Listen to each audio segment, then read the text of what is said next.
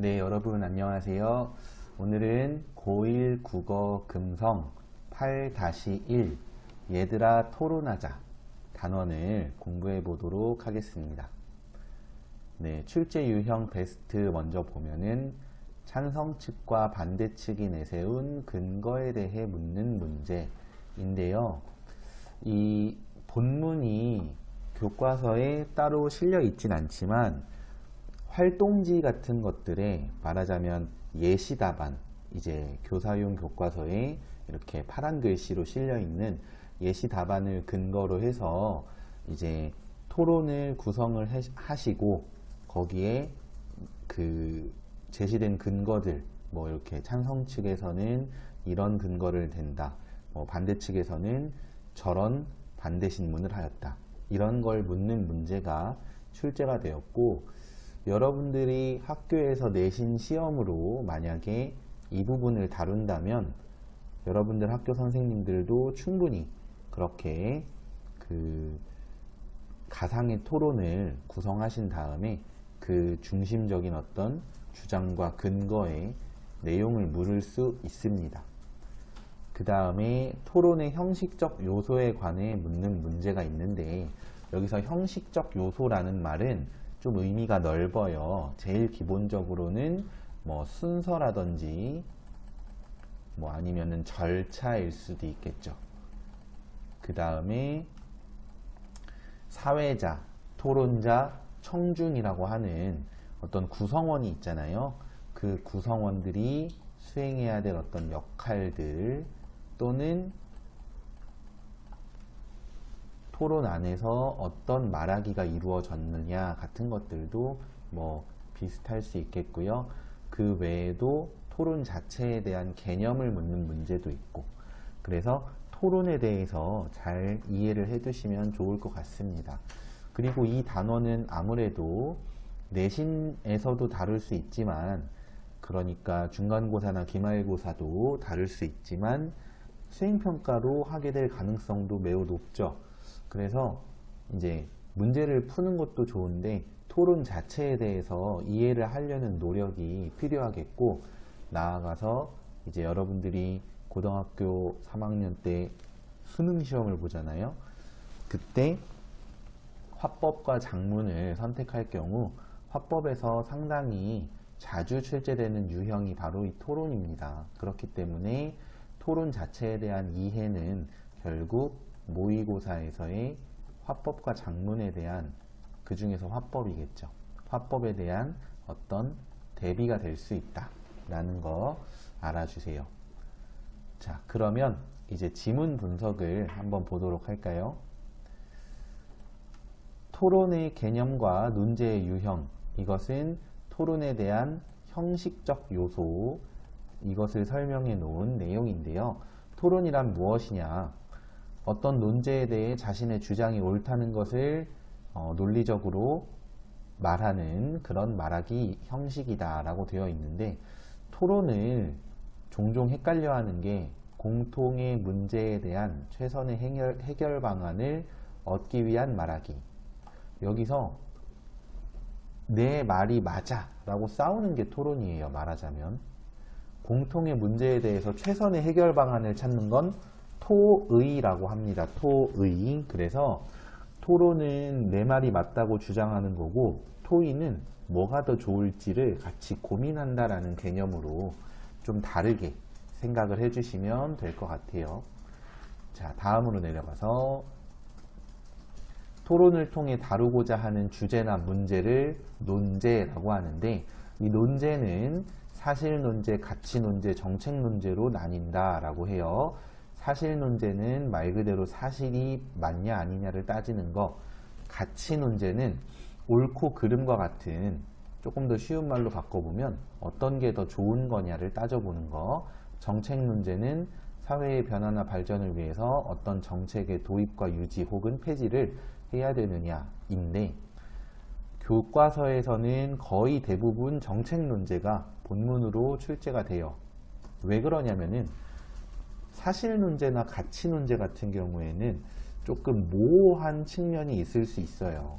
그렇기 때문에 그 정책 논제 같은 경우 봐봐. 사실 논제는 이게 맞아, 저게 맞아 인 거고, 가치 논제는 이게 좋은 거야, 저게 좋은 거야 인데, 사실 논제 같은 경우는 특히 학생들이 좀 다루기에는 진짜로 막 어디에 탐사를 하러 갈 수도 있는 것도 아니고, 그죠? 가치 논제 같은 경우는 정답을 딱 내리기가 어렵죠. 제일 간단한 문제에 엄마가 좋아, 아빠가 좋아 이랬을 때 정답이 있나요? 둘 다 좋아하는 답이 안 돼. 하나를 골라야 된다고 쳐봐. 둘 중에 하나의 어떤 주장을 펼쳐야 된다. 이건 답이 안 나오거든. 그죠?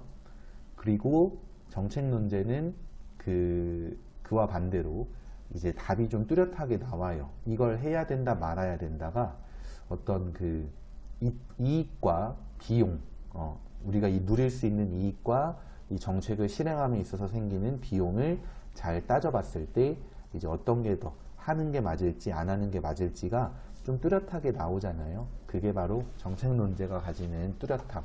그래서 교과서에서 이제 대부분 정책 논제를 다룬다라는 거 알아두시고, 그 다음에 이제 토론에 대해서 반대신문식 토론이라는 토론에 대해서 보자면은, 반대신문식 토론은 찬성 측과 반대 측이 입론, 반대신문, 반론이라는 절차에 따라 자신의 주장을 펼쳐나가는 토론을 말한다.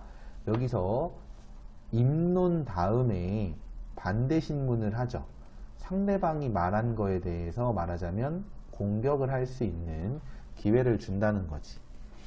그래서 이 반대신문을, 물론 당연한 거지만 기본적인 입론에 대한 준비도 잘 돼 있어야 되는데, 반대신문을 잘 준비해서 상대가 어떤 입론을 할 거야 라는 예측을 잘 하면 반대신문을 잘 준비할 수 있겠죠. 그렇게 하시면 더 토론에서 어떤 자신의 주장을 잘 이렇게 공고히 이렇게 얘기를 할 수 있고, 그 다음에 상대의 어떤 논리에 허점이나 뭔가 잘못된 점을, 오류를 지적해낼 수 있는 가능성도 커집니다.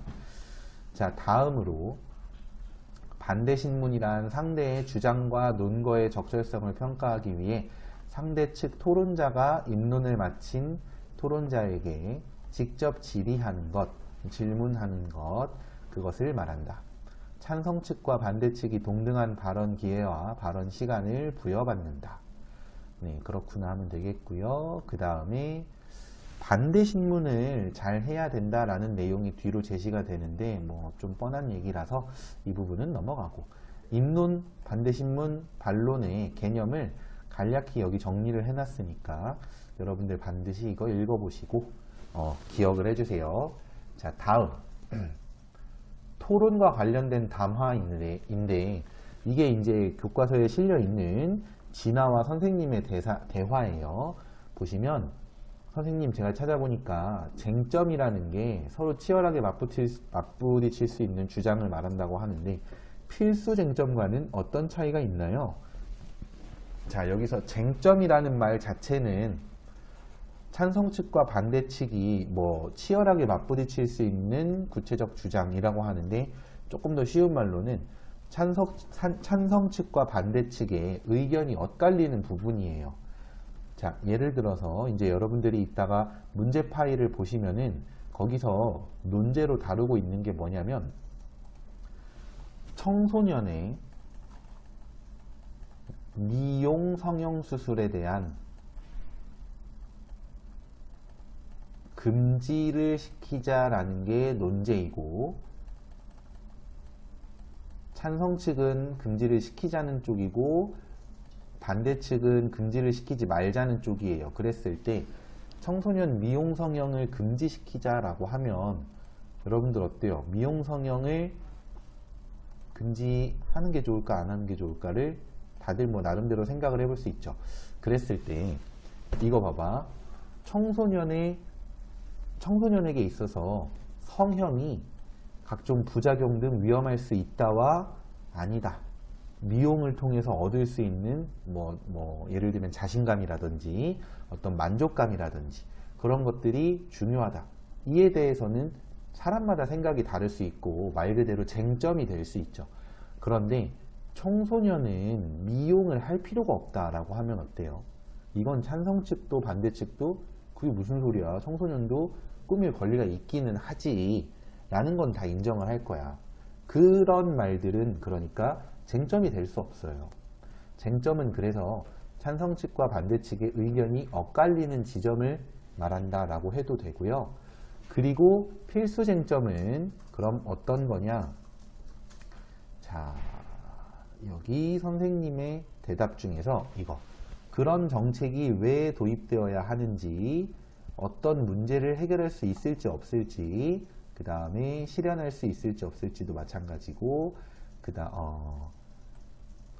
이런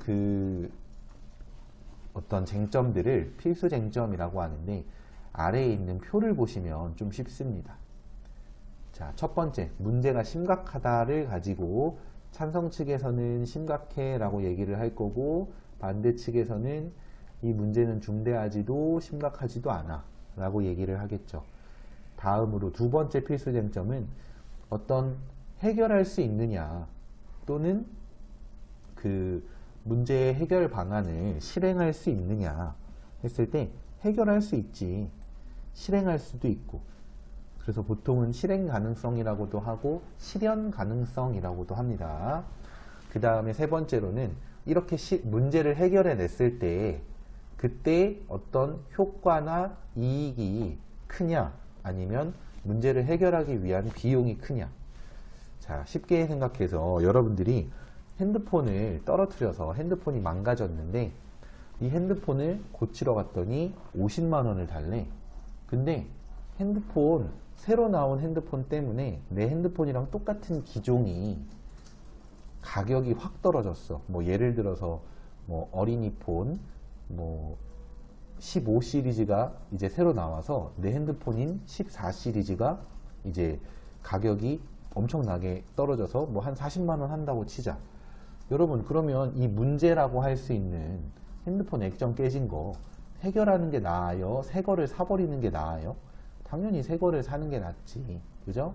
그러니까 어떤 문제를 해결함에 있어서 항상 비용은 발생을 해요. 꼭 돈이 아니어도 뭐 시간일 수도 있고 노력일 수도 있죠. 그런 비용이 발생을 했을 때 비용과 이 문제 해결을 통해 얻을 수 있는 이익 중에 비용이 더 크다?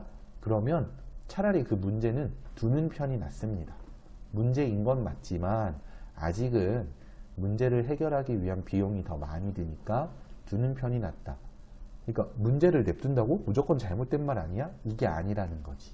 비용과 이익의 관계를 따져봐야 됩니다.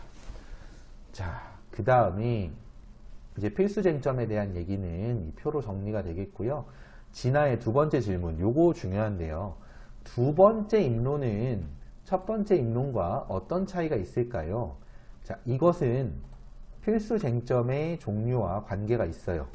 일반적으로 이 문제의 심각성에 대한 내용을 1번 첫 번째 입론에서 다룬다라고 생각을 하시면 될 것 같고, 두 번째, 세 번째 내용에 대해서, 그러니까 이 문제 해결의 가능성과 그것을 통해 얻을 수 있는 이익 또는 그것으로 인해 발생하는 비용, 이것에 대한 얘기를 두 번째 입론에서 다룬다, 이렇게 생각하면 될 것 같습니다.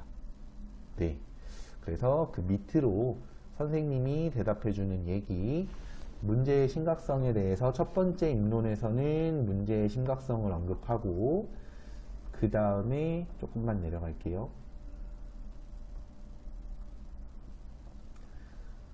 두 번째 입론에서는 여기 선생님의 말, 필수 쟁점 중에 남아있는 것을 고려할 때 두 번째 입론에서는 뭘 말해야 될까? 첫 번째 입론에서 다루지 못한 서머타임제가 해결할 수 있으므로 도입이 이익이 될 것이라는 것. 자, 그래서 서머타임제가 문제를 해결할 수 있다라는 문제 해결 가능성과 이익이 될 것이다 라는 이익과 비용의 관계에 대한 얘기, 이렇게 얘기를 하고 있죠. 네, 그래서 이 토론이라는 게 사실은 그냥 누가 더 말 잘하냐를 따지기만 하는 게 아니에요. 물론 실제 토론에선 그럴 수도 있는데, 그보다는 이제 내신에서 말하는 토론이라는 건 정해진 틀 안에서 어떤 뭐 누가 더 적절한 자료를 조사해 와서 적절한 근거를 구성을 해내느냐를 묻는데, 이때 시험에 나온다면 적절한 어떤 그 자료, 그러니까 발언이나 아니면 근거에 적절성을 물을 수도 있고, 또 하나 중요한 건 이 정해진 틀, 이것을 물어볼 수 있다는 거. 그래서 여러분들이 학습적으로는 정해진 틀이 어떤 건지를 반드시 알고 계셔야 됩니다. 아시겠죠? 자, 그리고 그 아래 선생님이 또 이런 말을 하는데, 상대 측의 근거가 어떠할지를 한번 예상해 봐라. 어떤 근거가 나올지 그것에 대응해서 자신의 논리를 펼치는 것이 반대신문식 토론의 묘미니까, 여기서 상대의 입장에 대한 대응이라는 것 자체가 바로 말하자면 반대신문의 개념이에요. 나는 상대 입장에 대해서 반대를 하니까 이런 내용을 물어봐서 상대가 뭔가 잘못 생각한 거나 논리적이지 않은 것을 지적해내야지. 그걸 보는 게 바로 이 반대신문식 토론의 묘미라고 볼 수 있습니다. 그리고 이제 본문에서 따로 언급된 부분이 없었기 때문에 요거 하나만 얘기할게요. 선생님이 조금 전에 청소년의, 그러니까 그 예시로 들었던 토론에서 청소년의, 아이고 글씨가 너무, 청소년의 미용 성형, 성형이라고만 쓸게요. 미용 성형을 금지하자라는 게 논제라고 얘기를 했었어요. 자, 여기서 이 논제의 특징이 좀 드러나는 게 있는데, 어떤 거냐면은 청소년의 미용 성형을 금지한다라는 것이, 이것이 구체적인 말하자면 정책이라고도 할 수 있고, 좀 더 쉬운 말로는 행동이라고 보시면 돼요. 그러니까 꼭 정책이라고 해서 뭐 법적으로 뭐 도입을 하자 이렇게 어렵게 생각하기만 할 게 아니라, 그냥 그렇게 하자라는 일종의 구체적 행동이라고 보면 되고, 중요한 건 이건데, 이 하자라는 말은 부정문이에요, 긍정문이에요 하면 이건 긍정문이죠. 그러니까 논제라는 것은 이 긍정문으로 구성이 되어야 됩니다. 왜 그럴까요? 봐봐. 청소년의 성형을 금지하지 말자라고 하면은 이 금지라는 말에서 성형 X라는 뜻으로 이해가 됐는데, 다시 하지 말자라고 하니까 그러면 성형 동그라미 이런 식으로 해석이 될 수가 있고, 자칫 어떤 혼란을 줄 수도 있겠죠. 그리고 또 하나는 이 지금 현재는 청소년의 성형이 금지가 되어 있을까요? 금지가 안 되어 있을까요? 안 되어 있죠. 그래서 논제의 또 하나의 특징인데요. 바로 현재의 상황, 그래서 이것을 현 상황이라고 쓸게요. 현 상황을 바꾸자, 변화시키자라는 그런 의미의 긍정문으로 이루어진 게 바로 논제입니다. 생각해봐. 예를 들어서 동물원을 폐지하자, 사형제도를 폐지하자, 또는 사형제도가 지금 실질적으로 폐지되어 있는데 그것을 부활시키자, 이런 말들을 잘 보시면 다 현재의 상황을 바꾸자는 내용이죠. 그래서 나아가서 현재의 상황을 바꾸자고 하면 사람들이 좋아할까 싫어할까? 이게 사실 뭐 예를 들어서 뭐 이렇게 사람들이 다들 지금 막 뭐 살인범이 뭐 감옥에 5년밖에 안 간다, 뭐 막 굉장히 흉악범죄자들이 너무 솜방망이 처벌을 받는다, 이런 말이 많아요. 그래서 처벌을 강화하자라고 하면 이거에 대해서는 찬성을 많이 할지도 몰라. 그치만 예를 들어 여러분들 지금 학교에서 입고 있는 체육복을 그걸 바꾸자 그래, 만약에. 그럼 여러분들이 생각하기엔 어때? 물론 뭐 좋을 수도 있고, 체육복이 마음에 안 들면.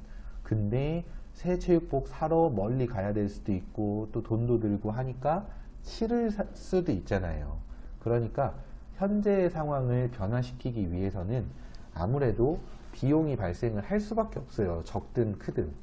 그래서 그런 요소들 때문에 찬성 측, 상황을 바꾸자라고 말하는 측이 다소 불리할 수도 있겠죠. 그래서 그런 불리함에 대한 어떤 약간의 배려를 하기 위해서 토론의 절차는 일반적으로 찬성 측으로 시작해서 찬성 측으로 끝나기가 쉬워요. 여러분들이 아마 토론 절차 외우다 보면 이상하다 느꼈을 텐데 처음에 찬성으로 시작해서 마지막에도 찬성 측의 발언으로 끝나. 중간에 한번 찬성과 반대의 순서가 바뀌는 부분이 있어요. 사실은 찬반 이 순서로 말하면 당연히 반대 측의 발언으로 끝나야 되는데 그렇지 않다는 거지.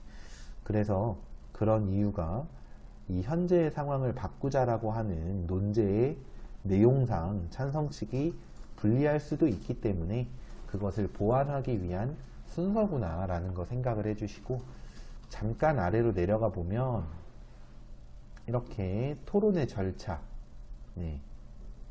토론의 절차를 정리를 해놨고요. 중요한 게 좀 전에 말했던 찬성으로 시작해서 찬성으로 끝난다라는 거 알아두시고, 또 하나 이거 진짜 많이 헷갈려 할 수 있는 건데, 봐봐, 찬성 1이 입론하고 찬성 2가 반대 신문했어. 반대 1이 입론했어. 자, 그럼 상식적으로 쉽게 생각하면 이제 누가 말할 차례야? 찬성 2가 말할 차례가 된 것 같죠? 그런데 여러분들 교과서에 제시된 토론의 절차 보면은 찬성 1이 반대 신문을 합니다. 찬성 2는 언제부터 말하냐면 여기 입론을 할 때부터, 두 번째 입론이죠, 말하자면 이때부터 말을 하는 거예요. 그러니까 이 토론의 순서 헷갈리지 마시고 잘 알아두셔야 되겠고요. 자, 그러면 이제 문제를 한번 살펴보도록 할까요? 자, 문제, 가상의 토론을 제시해서 그에 대한 내용을 묻는 문제입니다. 한번 볼게요. 어디부터 보냐면은 2번 문제부터 좀 전에 말했던 A에서 D에 해당하는 발언자를 바르게 배열한 것인데, 이게 발언자의 배열이라는 말 자체가 말하자면 토론의 순서를 물어보는 겁니다. 앞에서 이제 찬성 측 1 토론자, 2 토론자가 누구인지가 이렇게 이름이 제시가 됐거든. 근데 이 누가 몇 번째 발언을 하고 있냐를 말하는 게, 물어보는 게 결국은 순서를 물어보는 거랑 같은 거. 그리고 중요한 거는, 자, D가 포인트인데요, 이 문제는. D를 보시면 찬성 측 반대 신문 시작해 주십시오 라고 했을 때 찬성 반대 신문을 해야 되는, 잠시만요. D가 바로 누구냐면은 영희여야 돼요. 영희. 그러니까 찬성 측의 1토론자인 영희. 답은 1번이 되겠고요. 영희가 한 번 더 나와야 돼요. 이렇게 1토론자가 영희나 길동으로 되어 있는데 지금 겹치는 게 하나도 없죠. 그러면 B, C는 볼 필요도 없이 바로 답이 1번이라는 걸 캐치해낼 수 있어요. 아까 말했던 반대 신문을 1토론자가 진행한다라는 것만 잘 기억을 하셔도 아주 쉽게 풀어낼 수 있는 문제였습니다. 자, 그 다음에 아래로 내려가서 이번에는 6번을 한번 볼게요. 반대 측이 반대 신문을 통해 말하고 싶은 사항으로 적절한 것을 고르시오 인데요. 반대 신문의 내용을 좀 복사를 해 올게요.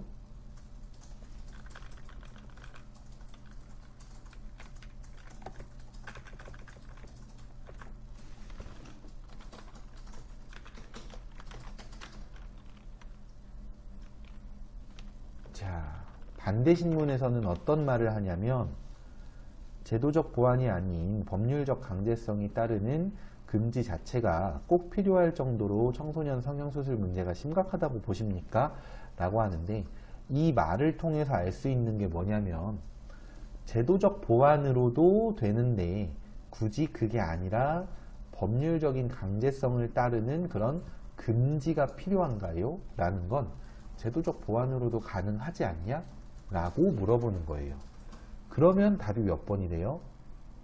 6번의 답은 모두 고르시오니까 두 개를 골라야 되는데, 하나는 일단 2번, 제도적 보완을 통한 해결이 가능하다라는 거. 자, 그 다음 질문에서는 청소년들의 성형을 금지한다고 외모지상주의가 없어질 것이라 생각합니까? 이 말은 성형을 금지한다고 해도 외모지상주의가 없어지진 않을 거야 라는 걸 지적하고 싶은 거죠. 그래서 그 찬성 측에서는 없어질 것이라고 생각하진 않지만 현재 상황보단 덜 할 거라고 생각했습니다 라고 이렇게 얘기를 했어요. 자, 그럼 위로 좀 올라가서 나머지 하나의 답을 보면은 5번 청소년의 성형수술을 금지시키더라도 외모지상주의는 사라지지 않을 것이다. 질문에서 말하는 의도를 잘 파악해야 되는 부분이었고, 이건 여러분들이 사실 일상생활에서도 그런 거 있잖아. 뭐 예를 들면은 친구가 뭐 시험을 마킹을 밀리는 바람에 가채점을 했을 때 스스로 했을 때에는 뭐 한 90점 이렇게 예상을 했어. 엄청 잘했다고 생각을 했는데 이제 성적표 나온 걸 보니까 32점 이렇게 돼 있는 거야. 근데 그걸 보면서 만약에 막 깔깔깔거리고 웃어. 막, 야, 얘 뭐야? 막 엄청 잘난 척 하더니 30점이네? 막 이러면서 웃어. 그때 친구가 재밌냐? 라고 물어보는 건 뭐예요? 나는 지금 기분 나쁘니까 너 웃지 마. 라고 이 말을 하고 싶은 거죠. 이런 것처럼 질문에는 그 질문 자체를 대답으로 할 게 아니라 그 질문이 의미하는 어떤 다른 문장이 있을 때가 많아요. 뭐 아주 단순하게는 뭐 좀 춥지 않아? 이거는 창문 닫아달라는 뜻이거나 에어컨 끄자는 뜻이거나 이런 말이죠. 그런 것처럼 이제 질문이 가지고 있는 의도를 물어보는 것, 그런 문제였다고 보시면 되겠고 알아두시면 좋을 것 같고, 뭐 4번 같은 거 좀 헷갈릴 수 있죠. 외모지상주의는 잘못된 가치관이다.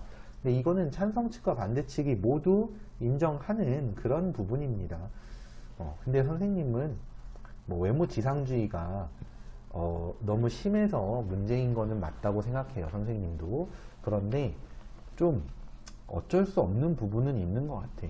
정말 하다못해 속담에도 음식조차도 보기 좋은 떡이 먹기도 좋다라는 말도 있어요. 그러니까 이렇게 똑같은 기능이 있거나 똑같은 능력을 가지고 있다면 겉모습이 겉으로 보기에 좀 더 좋아 보이는 걸 이렇게 좀 선호하는 건 사람의 어쩔 수 없는 본능이거든. 그래서 그 정도까지는 인정을 할 수밖에 없는데, 그냥 이제 그게 좀 너무 심해서 능력이 부족한데도 그냥 잘생겼거나 예쁘거나 하면은 더 뭐랄까 막 우대를 해준다든지, 능력이 충분히 뛰어난데도 외모를 가지고 뭔가 막 이렇게 막 부당한 대우를 한다든지, 그런 게 이제 진짜 말 그대로 잘못된 거죠. 네. 그래서 외모지상주의는 뭐 그 자체가 무조건 나쁘다기보단 심한 게 심하거나 부당한 처사로 이어질 때 문제가 있는 것 같다 라는 생각이 들어요. 자, 그 다음에 11번, 다음 문제는 11번인데요. 윗글에 대한 설명, 아까 우리 같이 봤었던 진아와 선생님의 대화입니다. 적절하지 않은 것은 인데요. 보시면 얘는 좀 1, 2, 3, 4, 5번을 다 볼게요. 1번, 필수 쟁점이란 찬성 측과 반대 측이 반드시 다루어야 하는 쟁점이다. 이건 당연히 맞는 말이죠. 쟁점 중에서도 반드시 다루어야 하는 것. 2번, 필수 정책에서는 정책의 도입의 필요성을 다룬다. 맞는 말이죠. 이 정책이 필요한 이유가 무엇이냐를 다루어야 되겠죠. 3번, 첫 번째 입론에서는 해결 방안의 실현 가능성을 다룬다. 자, 여러분, 일단 일반적으로 해결 방안이 있어야 된다라는 걸 말하려면 우선 뭘 말해야 돼? 무언가를 해결해야 된다. 즉, 무언가가 지금 문제이다 라는 거를 꼭 다뤄줘야 되겠죠. 그래서 이 무언가가 문제다 라는 걸 다루고, 그 다음에 해결 방안이 어떤 게 있으며 이것은 어떤 실현 가능성이 있다. 자, 그리고 사실은 생각하기에 따라서는 문제를 제시하고 나서 바로 해결 방안을 첫 번째 입론에서 다룰 수도 있지 않나요? 물론 논증을 그렇게 구성할 수도 있어요. 틀리진 않습니다만, 본문에 있는 내용을 잠깐 볼까요? 본문에서 선생님이 무슨 말을 하냐면은 첫 번째 입론에서는 필수 쟁점 중에 문제의 심각성에 대해 언급을 해야 되겠지 라고 했고, 그 다음 위로 올라가서 남아있는 필수 쟁점을 고려했을 때 두 번째 입론에서는 첫 번째 입론에서 다루지 못한 것을 다뤄야 되겠지 라고 얘기를 해요. 그러니까 이게 그냥 일반적으로 생각해서 맞거나 틀리거나를 따질 수도 있지만, 물론 그렇게 해서 문제를 푸는 것도 맞지만 한 7, 80%는 그렇게 풀면 되는데 한 2, 30%의 문제들은요, 본문에 있는 내용을 꼭 확인해서 풀어야 돼요. 본문에 있는 내용. 그래서 답이 3번이 됐습니다. 이 본문 내용과 다소 일치하지 않는 면이 있기 때문에. 그 다음 4번, 첫 번째 입론과 두 번째 입론의 필수 쟁점은 다르다. 네, 뭐 이거는 당연한 얘기로 본문에 제시가 되었고요. 5번, 상대 측이 내세울 근거 예상해 보아야 한다. 여기 나오죠. 네, 그래서 4, 5번은 그렇게 어려운 선지는 아니었던 것 같고, 1, 2, 3번 중에서 특히나 3번 답이니까 잘 봤어야 되겠죠. 네, 그러면 오늘 토론 수업은 여기까지 하겠고요. 다들 고생하셨고 반드시 문제 잘 풀어보시고요. 혼자서 뭐 문제를 풀거나 하다가 이해가 안 되는 부분이 있으면은 꼭 댓글로 남겨주세요. 그러면 수업을 마무리하겠습니다. 지금까지 수업에 활용된 모든 자료는 나무 아카데미 홈페이지에서 이용하실 수 있습니다. 감사합니다.